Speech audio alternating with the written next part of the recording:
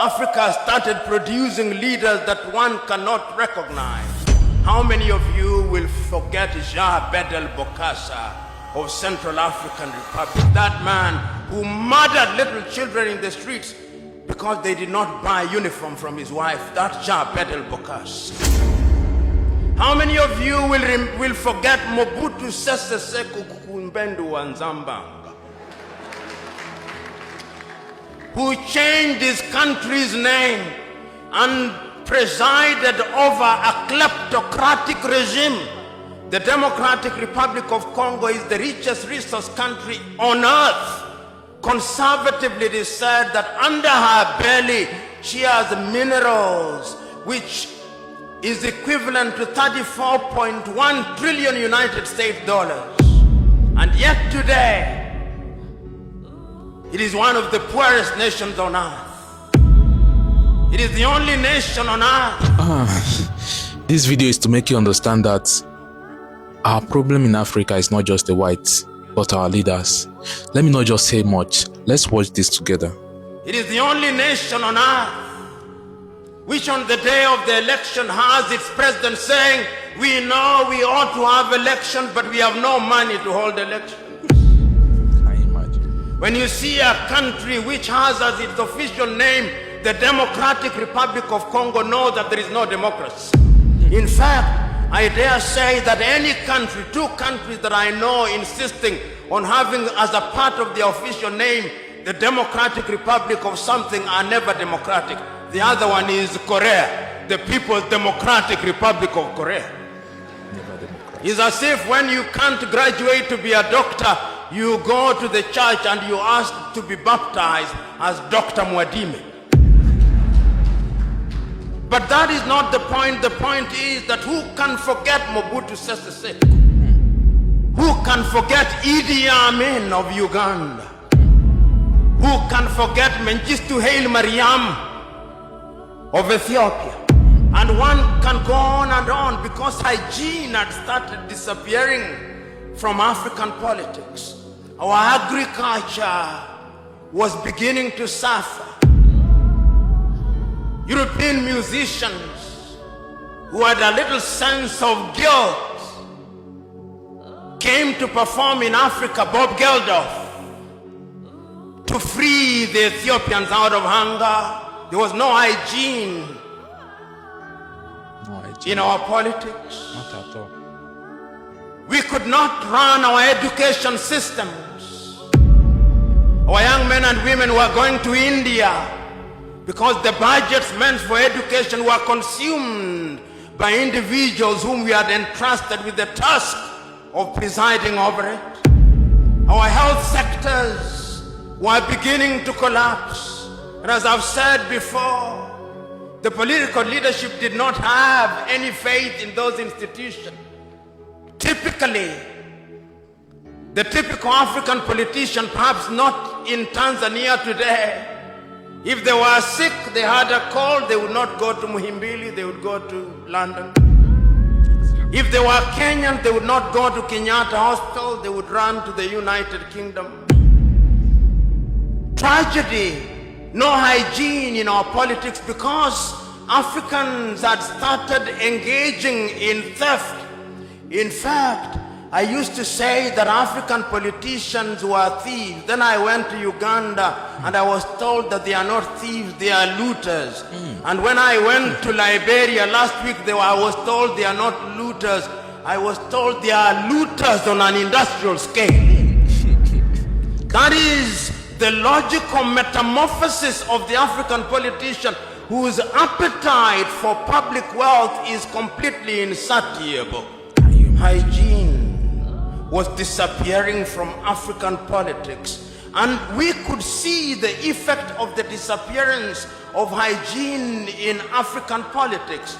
But there was always the erstwhile colonial master to assist.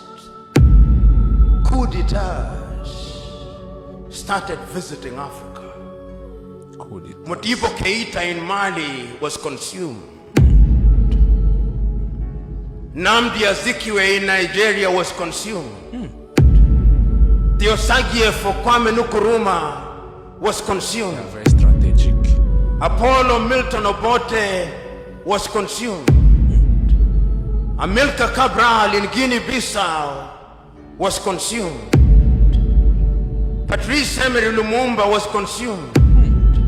Coups were so frequent in Africa that Afro-pessimists were now hard to say that coups were as frequent as breakfast. But even breakfast was not frequent on African tables.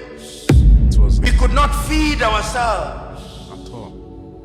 because there was no hygiene in African politics. Your typical African politicians took the view that they had a divine mission to preside over their countries. They arrogated to themselves the monopoly of wisdom. If you listen to some of them, and I listen to the radio announcements announcing the activities of one leader of an African country, Habyarimana Juvenal, it would take 3 minutes to say the things that he had done. He was the leading farmer. He was the leading singer. He was the leading intellectual. He was the leading husband. And he was the leading everything. We had monsterized our leaders, and they became immune from any kind of advice. Meanwhile, the African was suffering. The African woman who thought that upon attainment of political independence, she would now deliver in a decent hospital was still the victim of a village midwife. The African woman was suffering. The African woman who thought that they would now get water in a tap in their home was still running 5 kilometers away to get water. Meanwhile, our monster leaders were laundering their clothes in France and in Paris. The African woman who thought that they would go to Kariakoo market here in Dar es Salaam or Owino market in Kampala, Uganda, and get all the goodies could not get them because meanwhile the Minister for Agriculture had agreed that bad seed be supplied, and meanwhile we were getting mangoes from Europe. The African woman who thought that they could have food on the table could not have food on the table. We had killed all our sugar industries that we may have sugar from Brazil and Mexico. Can you imagine? And the African youth was no different. The African youth who thought that upon realization of independence, there would be occasion for them to get employment was now being humiliated at the embassies of the United States of America as he struggled to get the almighty green card.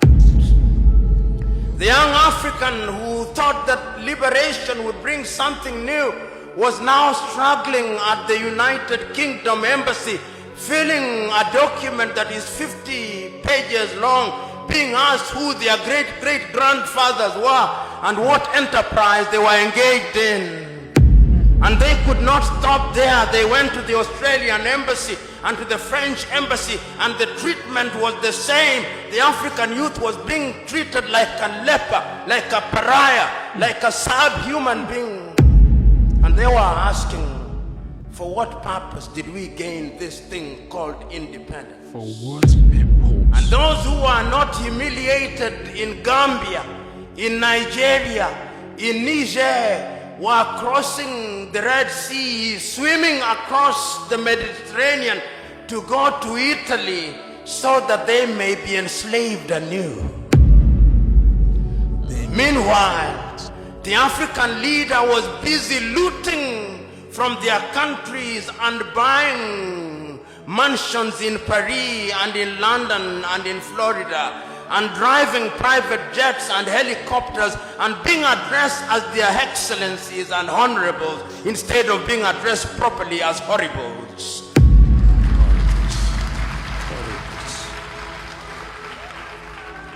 Hygiene had disappeared in African politics, and what had started happening is that a new generation of African leaders who were dissatisfied started emerging.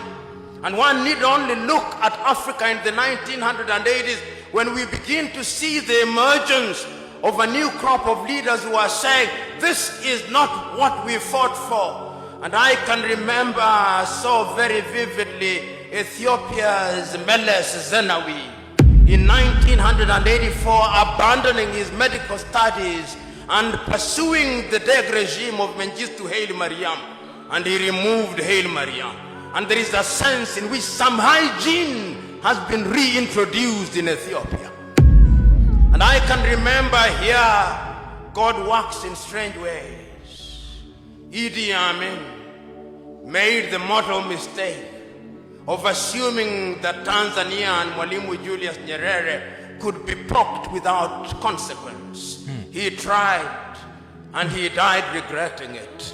And this became, indeed, many of you will remember that this University of Dar es Salaam became the finishing school of latter-day revolutionaries. John Garang de Mabior was here. Yoweri Kaguta Museveni was here. If they were not students, they passed through here because this was the mecca of political revolutionaries. Eduardo Mondlane was here. Samora Machel passed through here, if only for a few hours. Nelson Holisa Mandela passed through here. Sam Nujoma came through here. This was the baptism ground.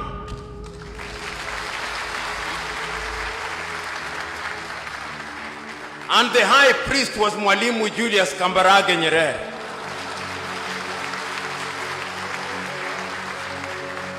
It was he who, in a manner of speaking, said, with this water I thee baptize, that you may go out there and change your country.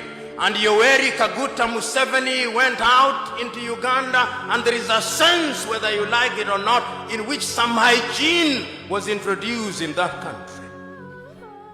There is a sense in which when Samora Moises Machel left this ground, he went to Mozambique, and there was a sense in which some hygiene was introduced in that country. There is a sense in which John Garang de Mabior left here, and some hygiene was beginning to be introduced in South Sudan. Right now, the story is a little different, but one can see that there was this new crop of leaders who recognized that indeed we had to do something about it. But ladies and gentlemen, what had happened over the years? Let us ask ourselves the fate of Africa. Why I say that there is a need for political hygiene.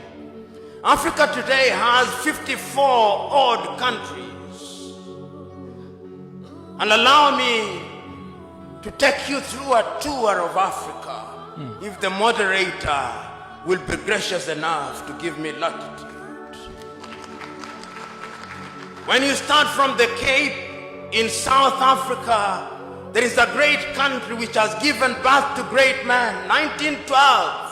The first political party to be founded in Africa, the African National Congress of Sir Albert Lutuli. That party has given birth to the Mandelas, to the governing Mbekis, to the Reginald Oliver Tambo.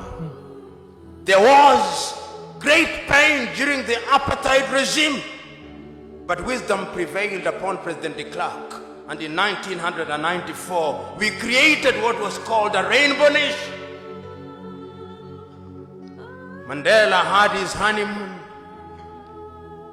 Then came Govan Mbeki, or Thabo Mbeki, the son of Govan Mbeki. Then came Jacob Zuma. I do not know where Jacob is taking South Africa. But from where I am, there is need for hygiene in South Africa. Because that is a great country. And that is the anchor of Southern Africa. Exactly. Nelson Mandela left a country that was called the Rainbow Nation. Today I'm beginning to hear them talk about the Zulu and the Xhosa and the Pedi. It is your own Mwalimu Julius Kambarage Nyerere who says, katika karne ya 21 mnasema tupande basi la makabila. Hiyo ni ujinga na upumbavu.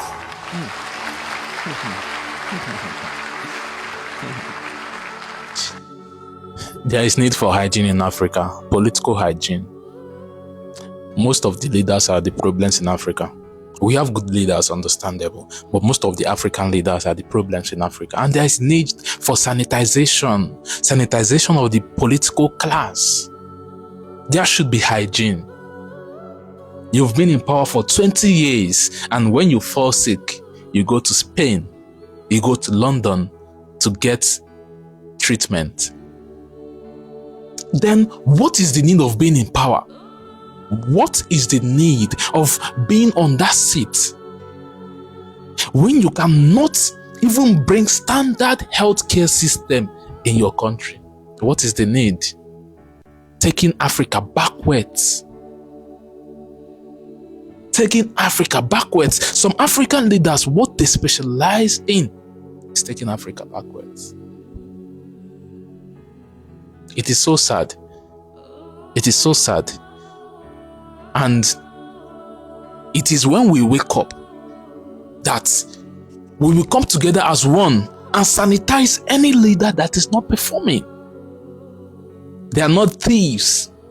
They are not looters. They are not looters in a commercialized standard. Can you imagine that?